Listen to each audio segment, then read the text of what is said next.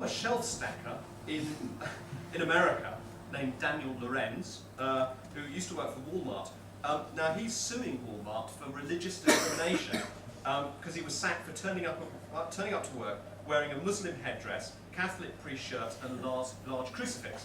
Right? And he said they were all symbols of the UBS, or Universal Belief System, right? Which was a religion he made up himself. And I think Walmart are defending it on the fact that it's not a proper religion, and that he's often seen in his own clothes. You know. And to which he replied to that, which was quite good actually. He said he attributes this to the ever-evolving nature of the universe, which I kind of like. For me, the most worrying aspect of my books that came true was in the fourth Thursday Next book, Something Rotten. Yes? That was it. I tend to call them TN4 because it's easier. And Something Rotten. I wanted a nation to try and demonise, because I was satirising this notion that governments actually use a lot of misdirection, and that if things are bad at home, then what you do is you blame someone else.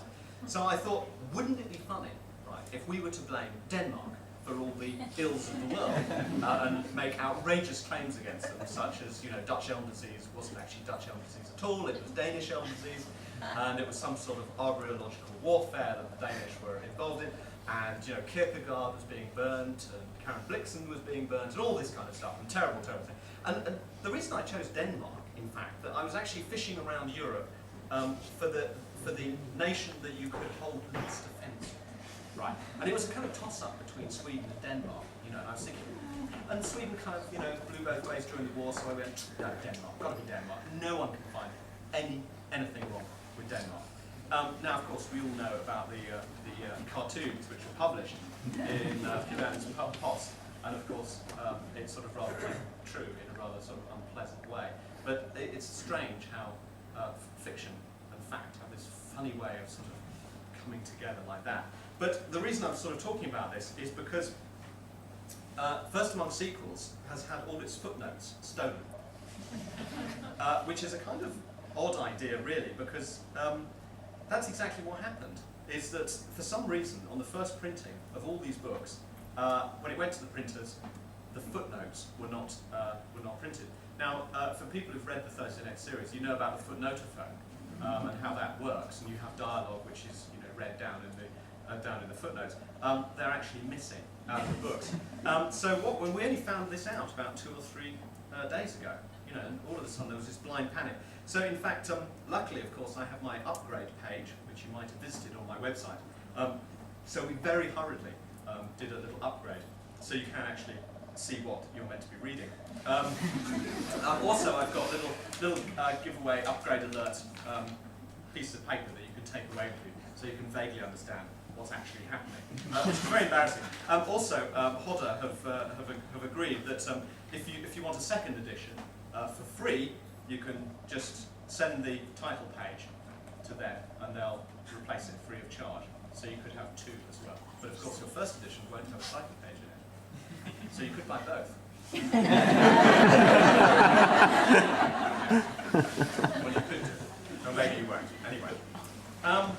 Right, well, the interesting thing about First Among Sequels for me is, of course, that it's the next book in the next series. The thing about it's good, isn't it? Oh, this is good. How about this? They've named streets after characters in my books in Swindon. Isn't that the coolest thing? So I went over there to photograph it, and it's still a bit of a building site, and they're up on the website now, so you can have a look. But there's Thursday Street, right? There's Havisham Drive, there's Braxton Street, Mycroft Road, and Bradshaw Court. How about that? It's great, isn't it? I mean, that's about as close to immortality as I can. Because long after these have been sort of pulped and made into MDF furniture, there'll still be those street names in Swindon. In Swindon? There you go. Yeah. Who, Conan Doyle? I don't know. Anyway, so years from now, people will go, look at that, Thursday Street, wonder why it's called that. Don't know, let's talk about something else. quite interesting, really. But coming back to first-time sequels, and the interesting thing about talking about a book, of course, that I don't want to talk about too much because you kind of give things away, which is a bit of a I don't want to do that, because otherwise you may decide not to buy it. It would be a complete disaster. Is that yes, it's Thursday Next returning after an absence of 3 years. Now, getting back into Thursday was actually great fun. Well, after I finished the first 4 in the series, which I tend to regard as one very large volume in 4 annual instalments, which is very, very annoying if you're reading it, year after year. But if you arrive to the series quite late, it's actually quite convenient, So I'm not saying go away for 4 years, and come back then. But so what I'm doing with this is I'm actually starting the next volume of Thursday books. So there will be another 3 after this that will actually complete all the myriad of plot points which are started and maybe not finished in first-time sequels. But the great thing about it is that coming back to it, Thursday is, let's say, well, it takes place 14 years later. The way I tend to write books is that I look at my little notebook of wacky ideas, which I sort of generally fill in throughout the year or whatever. And I have all these bizarre ideas, and I kind of want to fit them all together.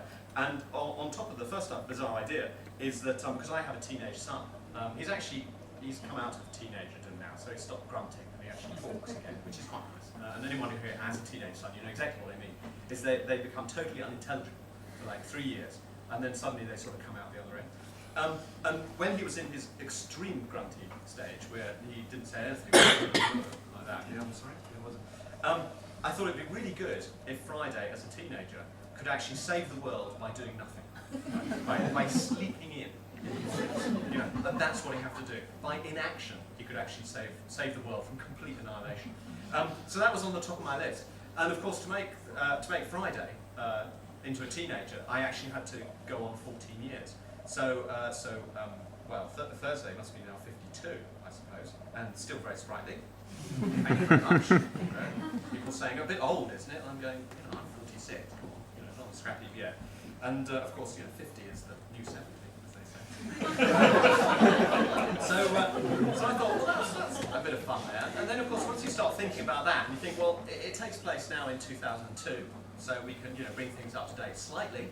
I think we've got mobile phones now, which is quite nice, quite useful. But also you can sort of look at other things. And I think, well, probably Mycroft, who's quite old, he's probably died. So maybe we should deal with that. And also the fact that Spec Ops has been disbanded, because I thought it probably wouldn't last that much longer, really. It was sort of wheezing a bit like that.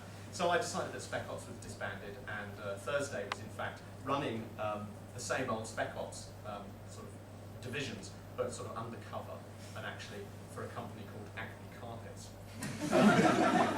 So she's a rather mediocre carpet fitter, but quite a good literary detective still.